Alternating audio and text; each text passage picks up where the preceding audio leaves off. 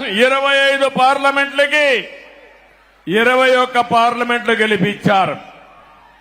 ఈ రోజు మీరందరూ ఒకసారి ఆలోచిస్తే ఈ యొక్క వైఎస్ఆర్ కాంగ్రెస్ పార్టీ ఒక అరాచక పార్టీ. అలాంటి పార్టీని ఇంటికి పంపించడానికి తెలుగుదేశం, జనసేన, బీజేపీ జట్టు కట్టాం. 4 పార్టీలు కలిసి పోరాడాం. ఎన్డీఏలో భాగస్వాములయ్యాం.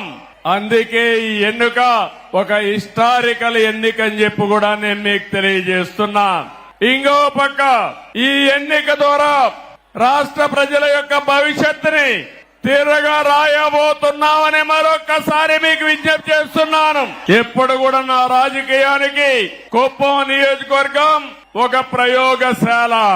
ఇక్కడ మొట్టమొదటి ఒక కార్యక్రమాన్ని ప్రారంభించి ఆ రోజు సమైక్య ఆంధ్రప్రదేశ్ లో, తర్వాత నవ్య ఆంధ్రప్రదేశ్ లో అమలు చేశాం.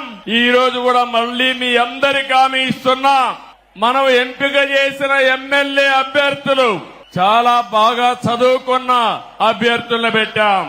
యువతను తీసుకొచ్చాం. బడుగు బలహీన వర్గాలు తీసుకొచ్చాం. మహిళలకు ప్రాధాన్యత ఇచ్చాం. నిన్న కూడా మీరు చూస్తే నేను కేబినెట్ లో 17 మంది కొత్త వాళ్ళని మొదటిసారిగా మినిస్టర్లు చేసుకున్నాం.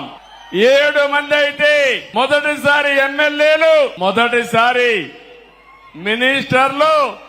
అందులో రామ్ ప్రసాద్ రెడ్డి మన రాయచోటి నుంచి మొదటిసారి గెలిచాడు. మొదటిసారి ఎమ్మెల్యేనే కాకుండా మంత్రి చేశావంటే యువతకు తెలుగుదేశం పార్టీ ఇచ్చే ప్రాధాన్యతని మరొకసారి మీ అందరికీ విజ్ఞప్తి చేస్తున్నాను. ఇంకొక పక్క బడుగు బలహీన వర్గాలకు ప్రాధాన్యత ఇచ్చాం. సామాజిక న్యాయానికి పెద్దపీట వేశాం. కుప్పం నియోజకవర్గం ఉంది. ఈ వెనుకబడిన వర్గాలే నా సామాజిక వర్గం.